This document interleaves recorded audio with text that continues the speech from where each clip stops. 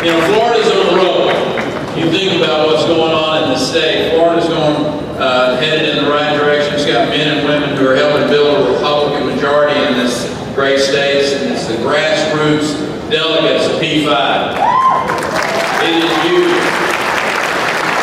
Now I want you to know I'm getting on a plane when the debate's over with, and I'm not going back to Texas. I'm staying in Florida.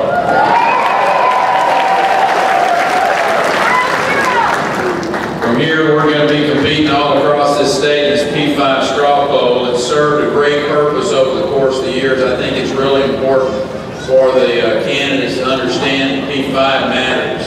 Ronald Reagan understood P5 matters in 1979. I've enjoyed traveling across the state, getting to know a lot of folks in recent weeks, campaigning the only way I know how. That's just a true believer.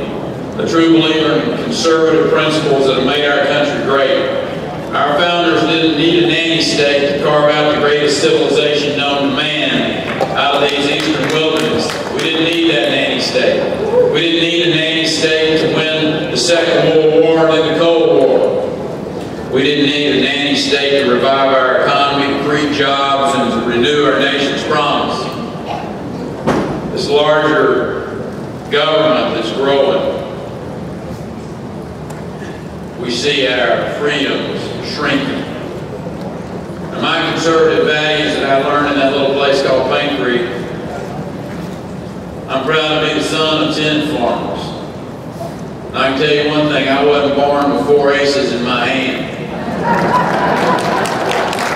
We weren't wealthy, material things, but we were sure rich in a lot of other things. We were rich in spirit, we were rich in values. And I wasn't helping my mom and dad. I wasn't helping my mom and dad grow cotton out on the farm or attending Paint Creek Rural School. You can generally find me over at Mr. Overton's place, participating in Troop 48 and Boy Scouts of America, working on my Eagle Scout.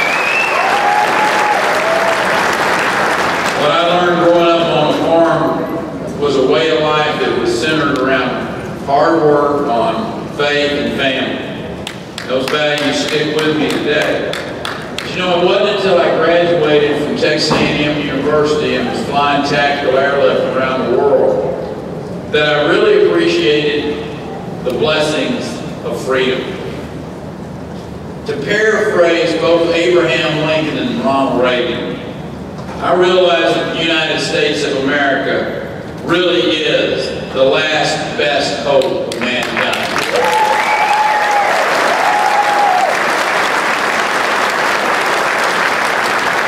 Some people say that America is in decline. I disagree. Washington, D.C. is in decline.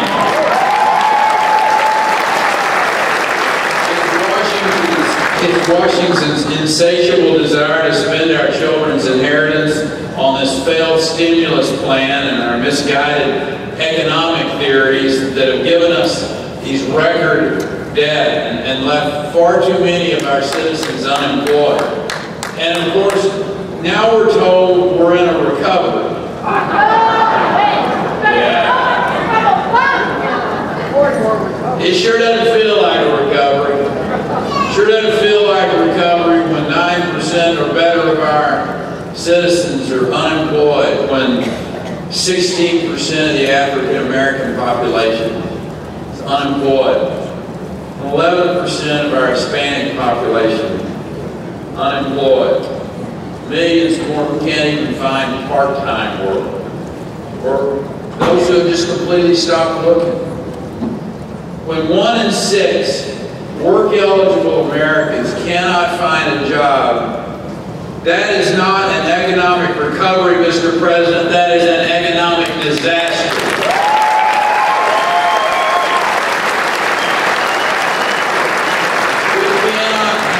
We cannot live with, we cannot afford 4 more years of this high unemployment, this failed stimulus, this record debt, the loss of our credit.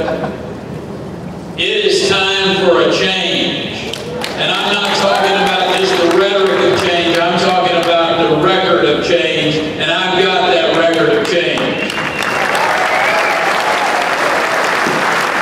My home state has created since June of 2009, 40% of all the jobs created in this country. And as governor, I led with a few guiding principles. Number one principle is don't spend all the money. Have some fiscal restraint. Have a tax policy in place that has as light an impact on our job creators as we can. Keep our regulations fair and predictable, and a legal system that doesn't allow for oversuing. You know, last month the Obama administration, they had the audacity to call food stamps a stimulus. Food stamps are a symptom of the problem, Mr. President. They're not the solution. And the problem is too many Americans can't find work today because this administration's big government policies. The problem with the liberals is that they think there is a government answer to every problem.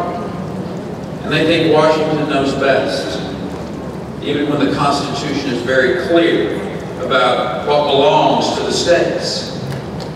Now, here's an example. President Obama's Race to the Top program. It asks states to agree to federal education standards that, I might add, have not been written yet, in exchange for what would be so generous as from them as to return some of our money that we had sent up there in the form of federal dollars. It is wrong for the federal government to take over local schools. We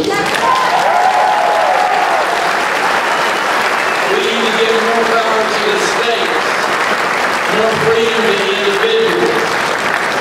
You know, there is nothing ailing America that the rebirth of freedom cannot cure. And let me just say this. Our precious freedom, guaranteed in the Bill of Rights, not only guarantees the right to worship as we please, but it ensures that men and women of faith do not have to abandon their values or their faith at the steps of the public square.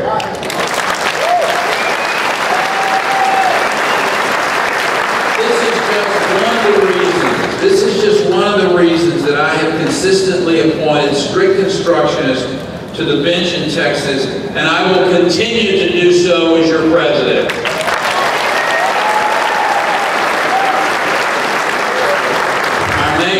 Our nation is enriched by the contributions of men and women of faith. We see this dynamic in houses of worship who organize great efforts to help victims of hurricanes, floods, wildfires across this country. We see men and women of faith ministering to addicts and to the homeless, to children without fathers, the elderly living alone.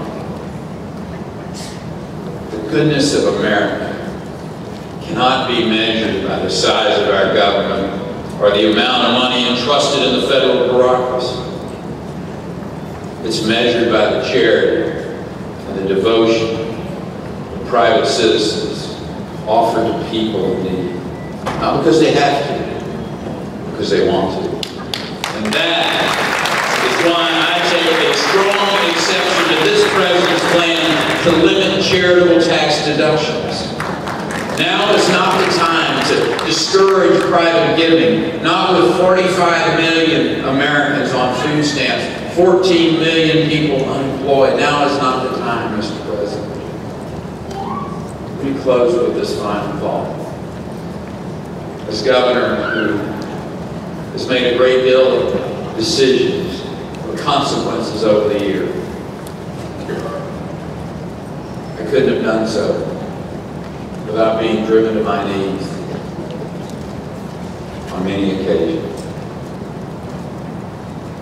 As I campaigned for president, I don't only ask you for your vote and your support, I ask you for your prayers.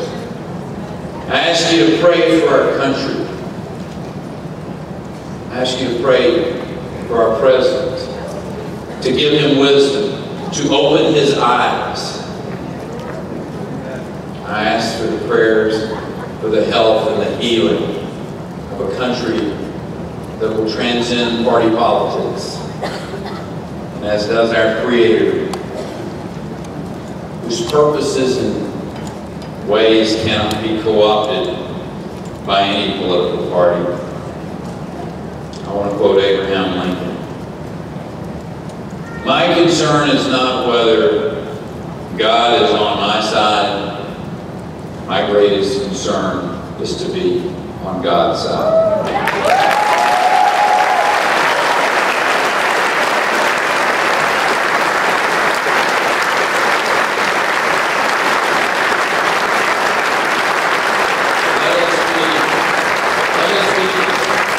Enough to seek God's wisdom and direction in our lives, but bold enough to speak out for the justice in the public square. God bless you, and through you may God